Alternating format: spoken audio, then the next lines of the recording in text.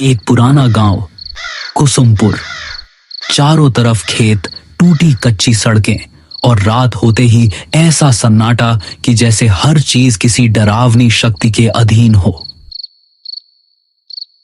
यहां गांव में कुछ दिनों से रात में लोग एक एक करके गायब हो रहे हैं और इन्हें कौन गायब कर रहा है ये कोई नहीं जानता। इस वजह से यहां के लोग रात में बाहर निकलने से डर रहे हैं। वीरेंद्र शहर में रह रहा था। उसके पिता की हाल ही में मौत हुई थी और अब उसे अपने पुश्तैनी घर और जमीन के कागज पूरे करने के लिए कुसुमपुर लौटना पड़ रहा था।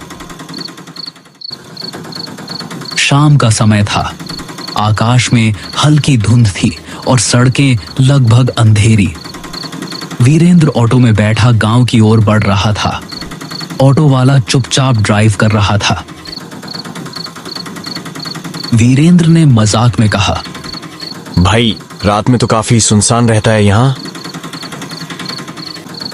ऑटो वाला बस एक ही बात बोल पाया, साहब कोशिश करना रात को बाहर मत जाना। रास्ता लंबा और धूंध से भरा था। वीरेंद्र ने बाहर झांक कर देखा तो उसे सड़क किनारे खड़े पेड़ और खेतों के बीच से गुजरती अजीब सी परछाइयां दिखाई दी।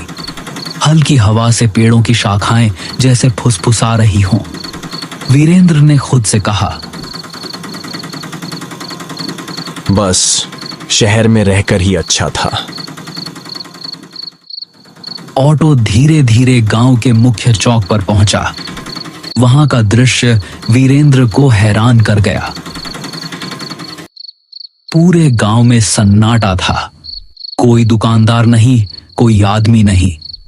चौपाल खाली थी। कुत्ते भी अपनी जगहों पर भौंक रहे थे।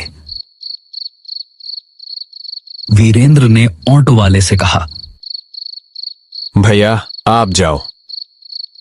ऑटो वाला सिर हिलाकर चुपचाप वहां से चला गया।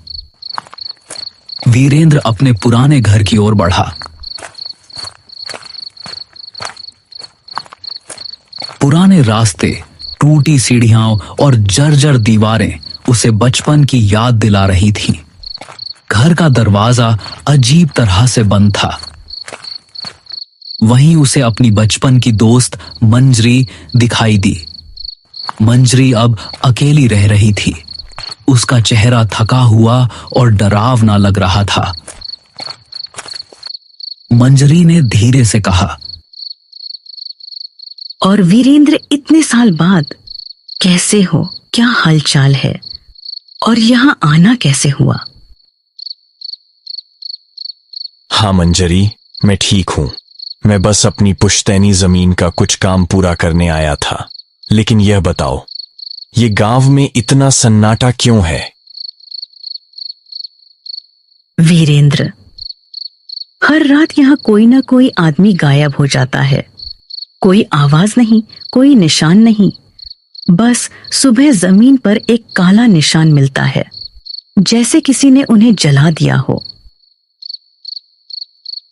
वीरेंद्र ने हंसकर कहा, मंजरी, ये सब मनगढ़ंत बातें हैं। गांव वाले डरावनी कहानियां बनाते हैं। अगर तुम इसे हल्के में लोगे तो शायद बाद में पछताओगे। रात में बहुत अजीब चीजें होती हैं। आवाजें, परछाइयां और कभी-कभी नाम पुकारने वाली आवाजें। वीरेंद्र ने उसे शांत करने की कोशिश की, लेकिन उसके मन में डर बैठ गया। वह जानता था कि रात अब शुरू हो चुकी है और गांव का सन्नाटा धीरे धीरे उसे अपने घेरे में ले रहा है। रात गहरी होने लगी। वीरेंद्र घर के पुराने कमरे में बैठा धुंध से ढकी खिड़कियों के बाहर झांक रहा था। हर खिड़की पर अजीब सी परछाइयां गुजर रही थीं। कभी हवा में फुसफुसाहटें, कभी दीवारों के पीछे किसी का नाम पुकारना। वीरेंद्र ने सोचा, यह सब अजीब है। लेकिन उसके पास समय कम था। वो डरते डरते सोया। अगले दिन जमीन और घर के कागज कंप्लीट करने थे। वो धीरे धीरे गांव की गलियों में घूमना शुरू करता है। वहां हर घर का दरवाजा जल्दी बंद होता है। कोई बाहर नहीं दिखता। चौपाल बिल्कुल खाली। कुत्ते भी अजीब तरह से घूर रहे थे। वीरेंद्र ने महसूस किया कि जैसे हर कोई डर के साए में रह रहा हो। तभी उसे गांव का पुराना पंडित दिखाई दिया। पंडित बुजुर्ग और गंभीर थे। उनका चेहरा समय की मार झेल चुका था। पंडित ने वीरेंद्र को देखते ही गंभीर स्वर में कहा, वीरेंद्र, तुम यहां क्या करने आए हो? पिताजी के जमीन के कागज पूरे करने, लेकिन ये सब अजीब क्यों है? यह गांव शापित है और यह श्राप उसी जमीन से जुड़ा है जो तुम्हारे परिवार की थी। वीरेंद्र हैरान रह गया। उसने पूछा, कैसा श्राप? तुम्हारे दादा ने इस जमीन पर एक मंदिर गिरवाया था। उस मंदिर में एक रक्षक की आत्मा थी जो गांव की रक्षा करती थी। जब मंदिर टूट गया, आत्मा कैद हो गई। अब यह हर रात किसी इंसान की आत्मा खींचती है ताकि अपनी कैद से मुक्त हो सके। वीरेंद्र ने पंडित की बातों को बड़ी गौर से सुना, लेकिन उसके भीतर डर बैठ चुका था। वीरेंद्र ने पंडित की बातों को सोचते हुए रात बिताई। आसपास के धुंध और आवाजें उसे लगातार परेशान कर रही थीं। दीवारों के पीछे फुसफुसाहटें, हवाओं में नाम पुकारने की आवाजें और खिड़कियों से गुजरती काले साए उसे मानसिक रूप से कमजोर कर रहे थे। अगले दिन वीरेंद्र ने तय किया कि वह उस जगह जाएगा जहां मंदिर था। उसे जानना था कि क्या सच में यह श्राप उसके परिवार की गलती का परिणाम है। वीरेंद्र, मत जाओ वहां। यह खतरनाक है। तुम्हें शायद बचकर नहीं निकल पाओगे। मुझे सच्चाई जाननी है। अब डर कोई काम नहीं आएगा।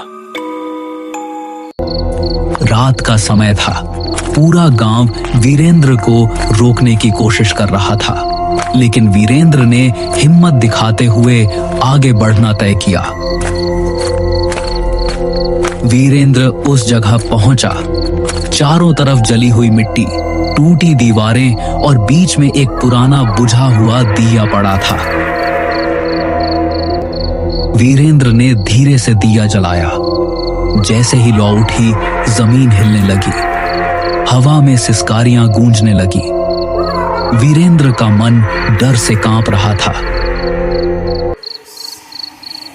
तभी मंजरी वहां पहुंचती है, लेकिन उसका चेहरा बदल चुका था। उसकी आंखों में अब शैतानी शक्ति दिख रही थी। मंजरी इंसान नहीं थी।